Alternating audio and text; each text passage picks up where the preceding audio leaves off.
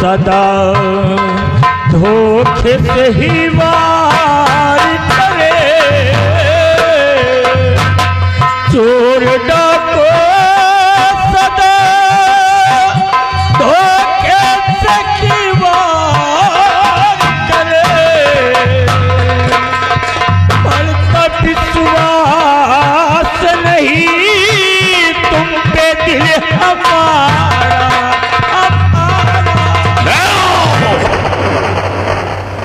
राजू, तुझे विश्वास नहीं? नहीं, चोर और डाकुओं पे कोई विश्वास, कोई भरोसा नहीं, क्योंकि हमेशा अपना बना करके धोखे से वार। राजू, शायद तुम हमें पहचाना नहीं। कौन हो आप? पहचान राजू कि मैं कौन हूँ, पहचान।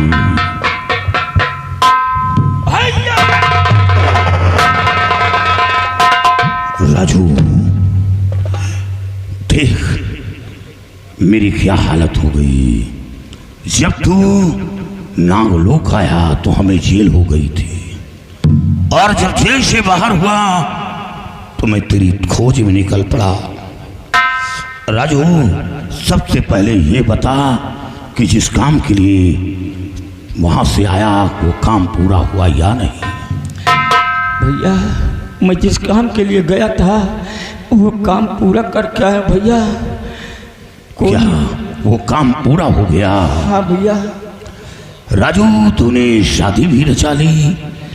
ये कौन है? तेरी मंगेतर है? भैया हाँ, कोई और नहीं, ये वही लड़की है भैया, मैं जिसके लिए गया था। क्या ये वही लड़की है जिसकी तस्वीर के लिए गया था? बहू, सामने आओ। ये लो। राजू मेरा छोटा भाई है, तुम मेरी बहू हो। मैं तो केवल परीक्षा लिया था, परीक्षा में पूर्ण हुई। राजू, आज मेरा सर गर्व से ऊंचा हो गया, और आज हमें मालूम हुआ कि इंसान के अंदर वो शक्ति होती है कि अगर चाह ले तो आसमां को जमीन पर उतार सकता है, लेकिन इंसान के अंदर शक्ति और हिम्मत, साहस होनी चाहिए। तूने एक नागलोक की लड़की को मृतलोक की धरती पर पहुंचा दिया। अब हमें डरने की बात नहीं। राजू, बहू को लेकर सबसे पहले चलो, हम कंचनपुर रियासत के अंदर दाखिल होंगे, और चलकर तुम मां से मिलो, और फिर उसके बाद मैं कंचनपुर रियासत पर चढ़ाई करूंगा और मंत्री शंकर सिंह को चुन चुन कर मारूंगा, कुत्ते को। आओ मेरे।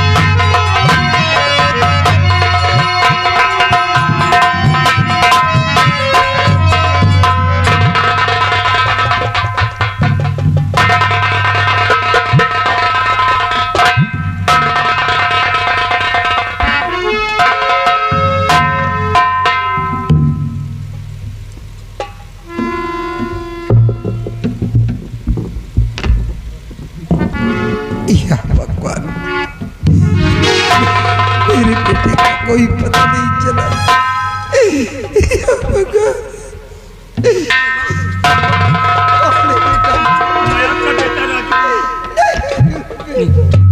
माँ, ये आपकी आंखों में क्या हुआ माँ? मेरे जाने के बाद ये आपकी आंखों से दिखाई नहीं दे रहा, क्या हुआ माँ? बोलो माँ, क्या हुआ?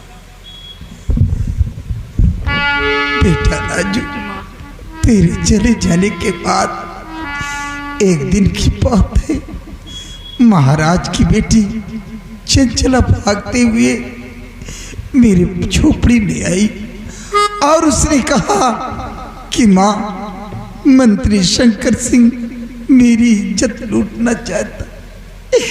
बेटा, मैंने उसकी इज्जत बचाने के लिए अपनी झोपड़ी में छुपा दी और कुछ देर बाद उसके पीछे पीछे वो कमीना शंकर सिंह आ पहुंचा।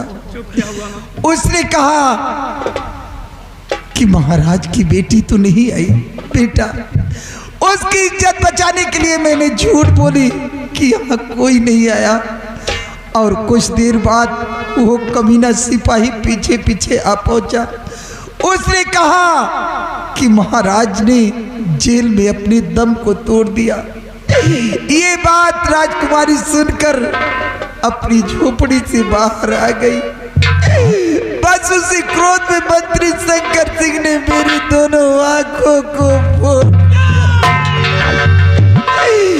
मेरे लाल, आज तू काफी दिनों बाद लौटा तो मैं तुझे देख नहीं सकती। तुझे देखने के लिए ये आंखें तरस गई। स्वामी जी, आप घबराइए नहीं। आप मेरी छोटी बहन मोहिनी को बुलाइए। मेरी छोटी बहन जरूर माँ जी की आंखों ठीक कर देंगी। आप मेरी छोटी बहन मोहिनी को बुलाइए।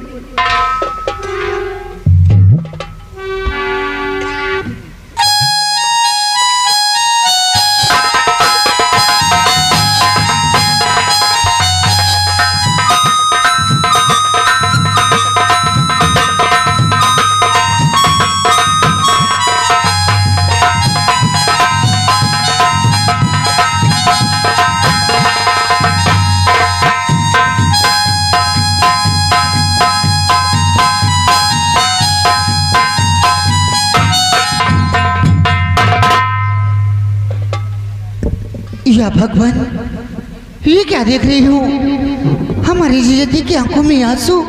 दीदी, बात क्या है? आप लोग रो क्यों रहे हैं? बतलाइए, क्या हुआ? बहन, पैया पड़ती हूँ मैं छोटी बहना तेरे। ये क्या कह रही हो? काम बिगड़ा मेरा एक बना दीजिए। डाल दो सासू माँ की आंखों में रोशनी। मेरे साजन की खुशियाँ सजा दीजिए।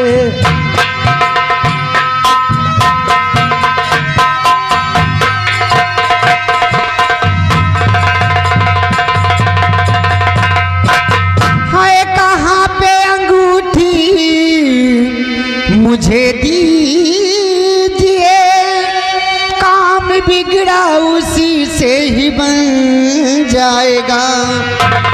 झट रगड़ कर उसे आँख में दूं लगा। बल्ब जो रोशनी का वो जल जाएगा।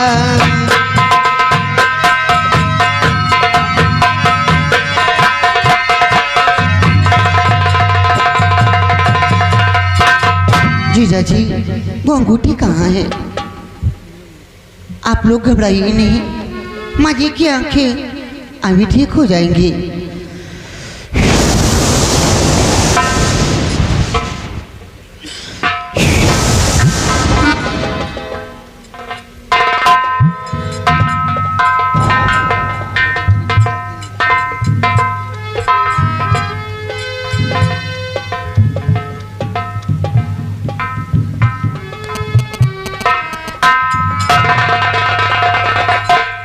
माँ, आंखों को खोली हो माँ।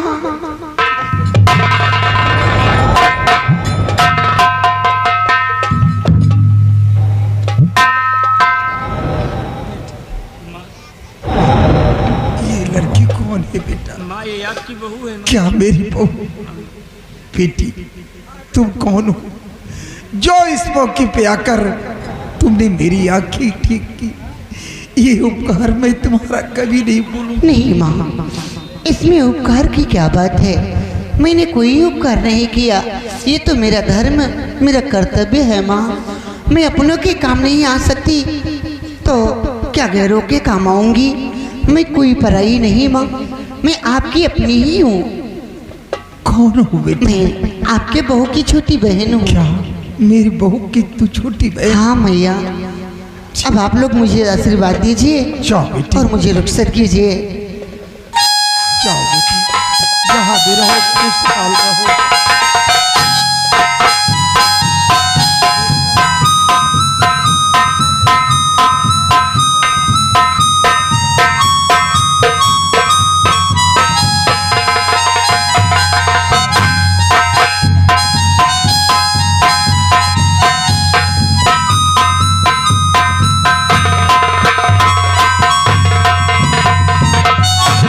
लेकिन बेटा, तुम कौन हो मेरे लाल?